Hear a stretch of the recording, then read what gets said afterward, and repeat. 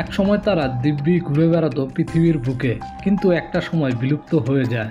এমন প্রাণীও যে ছিল তার খোঁজ এতদিন পাননি বিজ্ঞানীরা।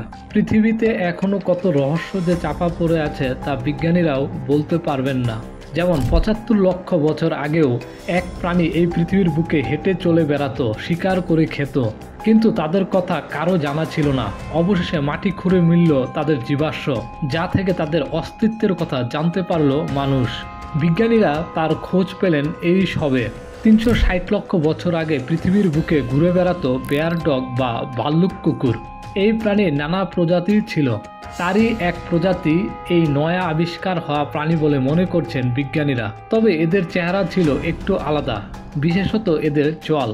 জীবাশ্মের চোয়াল দেখে কিছুটা বিস্মিত গবেষকেরা। চোয়ালের নিচের পাটির দাঁত একটি বিশেষ বৈশিষ্ট্য নজর কেড়েছে বিজ্ঞানীদের। এরা যে শিকারী প্রাণী ছিল তা নিয়ে সন্দেহ নেই তাদের। তবে আগে যে ভাল্লুক কুকুরের খোঁজ মিলেছে, এবার পাওয়া প্রাণীটি ওই গোষ্ঠীর হলেও একটু আলাদা। ফ্রান্সের সেলসপি নামক স্থানে খনন চালিয়ে এই নতুন প্রাণীটির খোঁজ মিলেছে।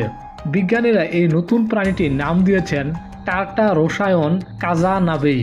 একচক্ষু দানব টারটারোর নাম থেকেই এই প্রাণীটির নামকরণ করা হয়েছে। বিজ্ঞানীরা জানাচ্ছেন এই বিশেষ প্রজাতিটি প্রায় ৫ লক্ষ বছর পৃথিবীর বুকে ঘুরে বেরিয়েছে, তারপর কোনো প্রাকৃতিক কারণে বিলুপ্ত হয়ে থাকতে পারে।